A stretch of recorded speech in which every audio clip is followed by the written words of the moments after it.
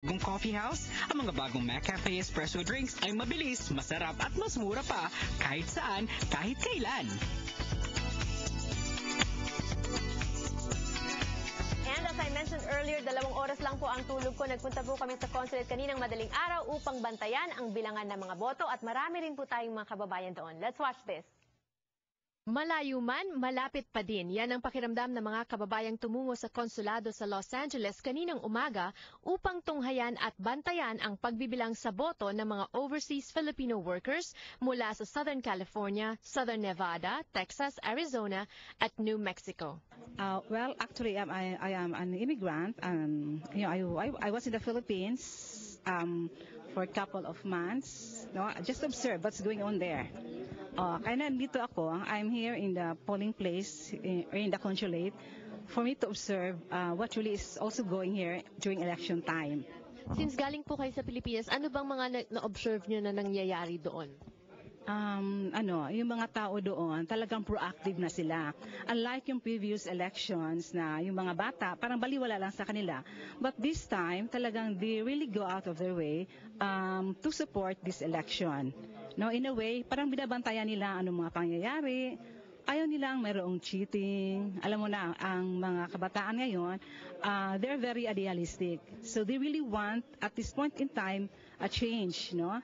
Change na ang governance. This is to view also, witness the exercise of Philippine democracy. And hopefully we will make our people in the United States conscious of the electoral process. So for the U.S. elections, they will be more active. They should register. 2:00 ng madaling araw itinakda ang simula ng bilangan kasabay ng pagsasara ng botohan sa Pilipinas. Pero nang inextend ng COMELEC ang deadline, naurong din ang simula ng bilangan sa konsulado. Gayunpaman, matiyagang naghintay ang media at mga poll watchers.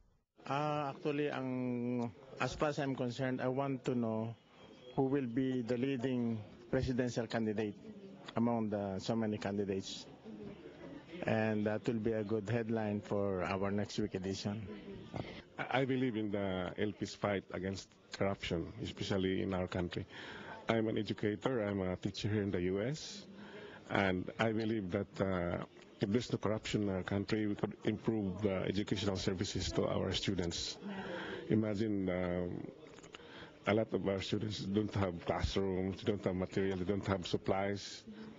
And then we see corruption in high places. In fact, we learned that we are number 20 in the whole world as far as corruption is concerned. If with good governance, we could check on or minimize or eradicate corruption, we could improve the delivery of services to our people down to the remotest areas.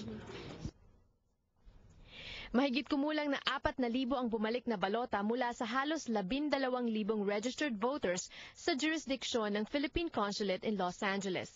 Ito naman ang pahayag ni Vice Consul John Reyes na siyang namuno sa aspetong ito mula sa registration hanggang sa bilangan.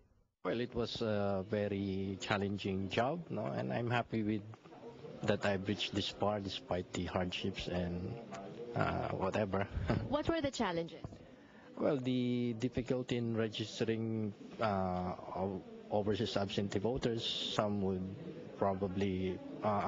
rather not have themselves registered, and I understand, no? So, Bakit daw? Because they look to becoming U.S. citizens in the future, and I understand. But for some, there are some who really have expressed their desire to vote to give their concern for the country, our Philippines. Well, it's a big jump from the last elections where the consulate counted only 200 plus votes. So that is a big turnout now for me. And I expect really that we will not get that much because of the problem of the registrants changing addresses. Okay. Tinatayang aabutin ng 7:00 o 8:00 ngayong gabi ang pagtatapos ng bilangan. And naturally, we're going to be talking about that also on the show in the coming days. Bukas po, bubukas namin ang aming mga linya ng telepono upang makausap kayo your thoughts on this election. And also on Twitter, twitter.com/Janelle. So marami pong salamat sa inyong panonood ngayong hapon sa ating programa. I'll see you again tomorrow.